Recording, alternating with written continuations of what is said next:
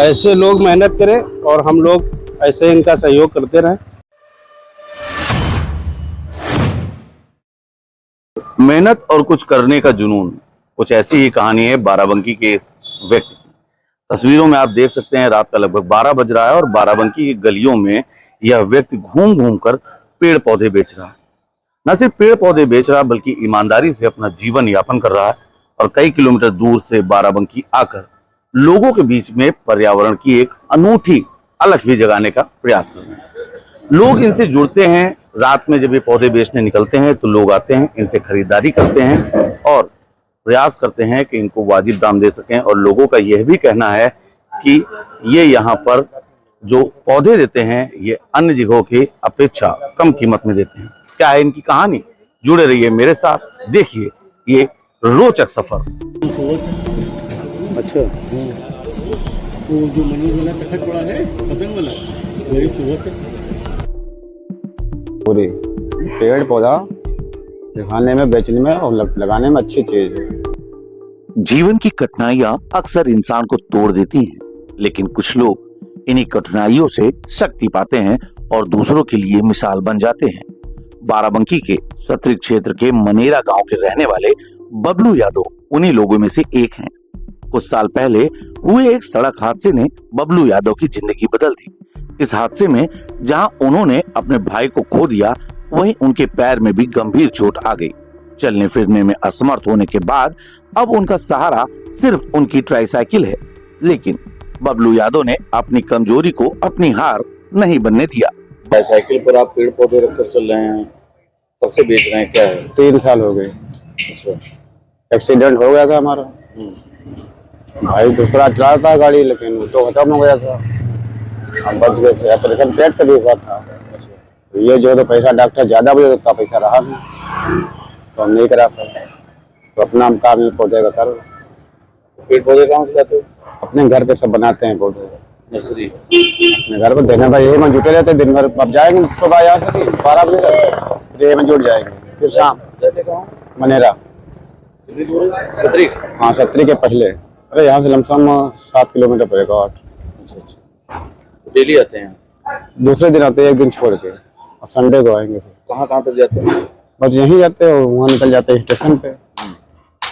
बाकी 1 घंटा घर के बजा करते हैं, बाकी नहीं जाते कहीं। लैया मंडी निकल जाते हैं इधर उधर नाले हो जाती, लोग लेते हैं। अरे लेकिन बिक्री का जैसे 100-200 रुपए आया, 200 दुकानदारी हुई। 60 रुपए तो खाना खा चुके हैं। 60 रुपए खाना खा चुके हैं हम, जो हुए। अब से बाद थोड़ा और जो मिल जाएंगे 100-200 रुपया फिर।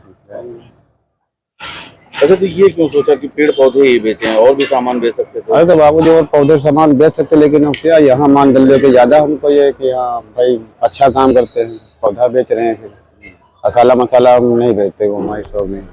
आज वे उसी ट्राईसाइकिल पर घर की नर्सरी से तैयार किए गए पौधों को लादकर शहर की गलियों में बेचने निकलते हैं।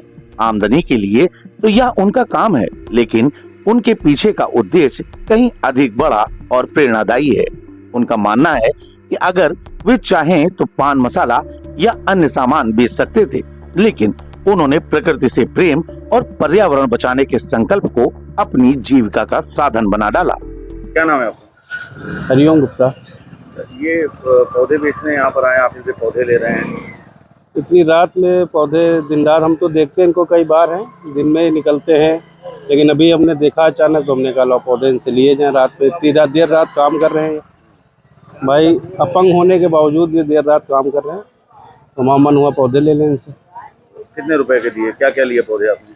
तुलसा जी है, गेंदे का है, सदाबहार है, नीलकंठ का है। कितने रुपए हुआ? 80 रुपए हुए। पैसे भी कोई ज्यादा नहीं लिए, वाजिब पैसे लिए।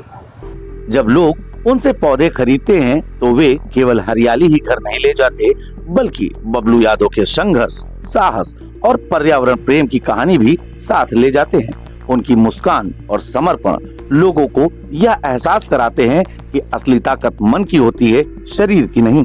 बबलू यादव भले ही औपचारिक शिक्षा में बहुत आगे न हो, लेकिन उनकी सोच शिक्षित समाज को भी राह दिखाती है। वे हर पौधे के साथ एक संदेश देते हैं, प्रकृति से प्रेम करो, यही हमारा भविष्य है। मान दे सकते हो? पेड़ पौधे बाबू जी बेचते हैं, पेड़ पौधे से लाभ मिलता है, हमको भी मिलता है, अगले लोग को मिलता है। अच्छा। और भाई जब लगाएंगे किसान आदमी तो उसका खुद विचार बढ़ेगा जरूर। मतलब पर्यावरण के लिए, पर्यावरण के लिए मतलब अच्छे इसके जो हम पौधा लगाए तो हमारे जो अंदर जो है कोई प्रकार के वो नहीं आते हैं, बीमारी या कोई चीज तो नहीं। 3 साल हमारी महतारी बाप को खत्म हुए हो रही है, तब से जो है तो हम अब यही काम करते हैं, लेकिन सब पौधे लगाए हैं घर के अंदर। घर में कितने लोग हैं? घर में सिर्फ अकेले बाबूजी हम रहते हैं और कोई नहीं। अकेले भाई लोग हैं, लेकिन भाई लोग रहते हैं बबरिया में। गाँव में हम बहनोई के गद्दे पे रहते हैं, बहनोई खत्म हो गए, दीदी अलग चली गई।